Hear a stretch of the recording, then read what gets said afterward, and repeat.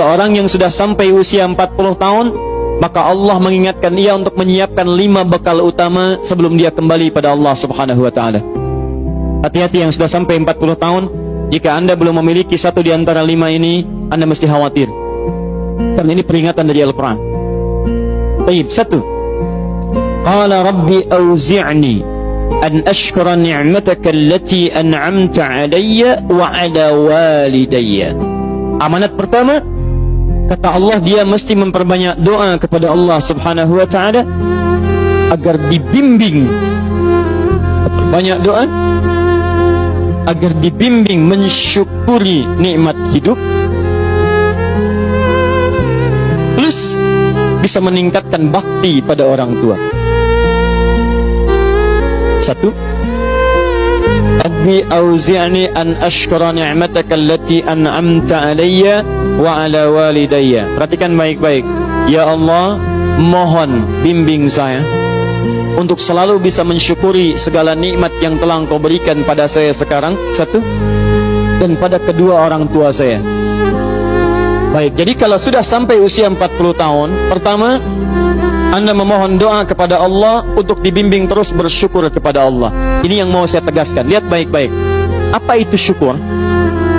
Tidak ada makna lain dari syukur yang tertuang dalam Al-Quran dan hadis kecuali ungkapan kebahagiaan atas nikmat yang Allah berikan kepada kita dengan cara menggunakan nikmat itu sesuai dengan fungsi yang telah Allah tetapkan. Misal, kita akan bersyukur dengan nikmat penglihatan mata. Anda diberikan 40 tahun dalam hidup, mata masih bisa melihat. Bagaimana mensyukuri nikmat mata? Kalau Anda ingin syukuri nikmat mata, maka yang paling singkat, gunakan nikmat mata ini sesuai dengan peruntukan yang telah Allah tetapkan. Fungsi yang telah Allah tetapkan. Apa fungsi mata? Masih ingat? Melihat yang baik-baik. Quran surah ke-24 ayat 30 untuk laki-laki, ayat 31 untuk perempuan. Qul lil mu'minina yaghuddu min absarihim. Katakan pada pria-pria yang merasa punya iman. Dengan iman itu dia yakin dengan akhirat. Wa bil akhirati hum yuqinun. Karena yakin dengan akhirat dia sadar akan pulang dan dia tahu nikmat matanya akan ditanya oleh Allah Subhanahu wa taala. Katakan pada pria-pria yang yakin bahwa matanya akan ditanya oleh Allah. Quran surah ke-17 ayat 36. Inna sam'a wal basara wal fuada kullu ulaika kana anhu mas'ula. Setiap pendengaran Anda, penglihatan Anda, plus apa yang Anda fikirkan, satu saat akan ditanya, dipertanggungjawabkan di hadapan Allah Subhanahu wa taala. Karena itu kata Allah, katakan pada orang-orang yang yakin dengan itu semua, ghuddu min absarihim, matanya hanya boleh melihat yang baik-baik saja. Yang tidak baik, palingkan. Ibu juga sama, ayat 31-nya. Wa kullil mu'minati yaghdudna min absarihinna. Katakan pada perempuan yang merasa yakin dengan Allah, yakin akan pulang, yakin akan ditanya, matanya hanya boleh melihat yang baik-baik saja menurut Allah. Yang tidak baik, palingkan. Di ghaddul basar itu bukan nggak boleh lihat, Pak. Ghaddul basar itu silahkan lihat, tapi ketika yang dilihat tidak baik menurut Allah, maka palingkan dari itu semua. Ini tidak tepat, teman-teman sekalian. Anda hanya mengucapkan alhamdulillah ya, sampai sekarang penglihatan masih baik. Belum cukup. Baik itu dipakai lihat apa? Penglihatannya baik, tapi masalahnya yang dilihat baik tidak. Itu poinnya. Maaf, ada anak usia 4 tahun, Bu, Pak, tidak bisa melihat. Dalam tidak bisa melihatnya, dia masih mau menghafal Al-Quran. Namanya Mu'af. Tinggalnya di Asyut, adanya di Kaira, negaranya Mesir.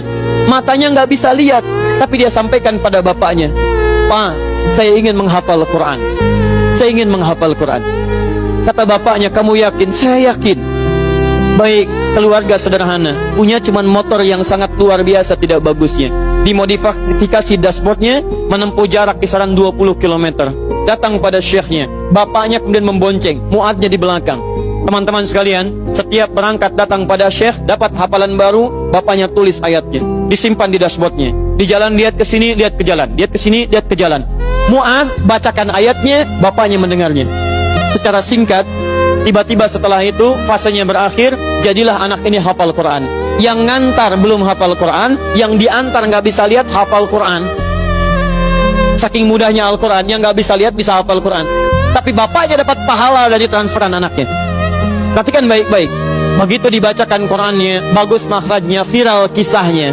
Begitu viral di Timur Tengah, datang reporter mau wawancara. Pertanyaan pertama, kalau Adinda diperkenankan oleh Allah untuk bermohon saat ini, apa yang mau dimohonkan kepada Allah? Reporter ini mengira dia akan meminta doa seperti ibunda Imam Al-Bukhari bermohon kepada Allah supaya Al-Bukhari disembuhkan dari butanya. Bu, Pak, Imam Al-Bukhari itu dulu buta. Butanya permanen. Dilahir 2 tahun ayahnya meninggal, 4 tahun buta permanen. Nanti ada satu kejadian di situ yang dengan kejadian itu ibunya berdoa kepada Allah, anaknya menghafal Quran sampai di surat Qaf, ya, ayat ke-22. Anaknya murajaah ayat, ibunya memohon kepada Allah sambil menangis, sambil tertidur, sampai tertidur. Disitulah kemudian terjadi sesuatu yang luar biasa.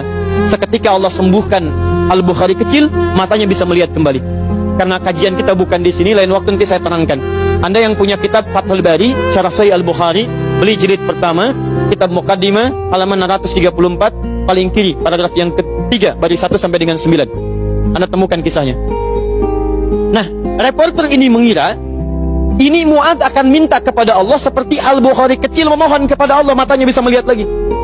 Ternyata lihat baik-baik. Kalau saya diperkenankan bermohon kepada Allah dan permohonan saya dikabulkan, maka pertama saya akan mohon kepada Allah untuk tetap membutakan mata saya sampai dengan kiamat. Ya Rabb, mohon butakan mata saya sampai kiamat, karena dengan buta mata ini saya bisa menghafal Quran. Saya takut ya Allah, kalau saya melihat lagi, mata saya melihat maksiat dan hilang Quran dari hafalan saya. Anda bisa bayangkan, anak kecil 4 tahun, mata nggak bisa lihat, digunakan menghafal Quran. Dan dia takut kalau melihat matanya dipakai maksiat.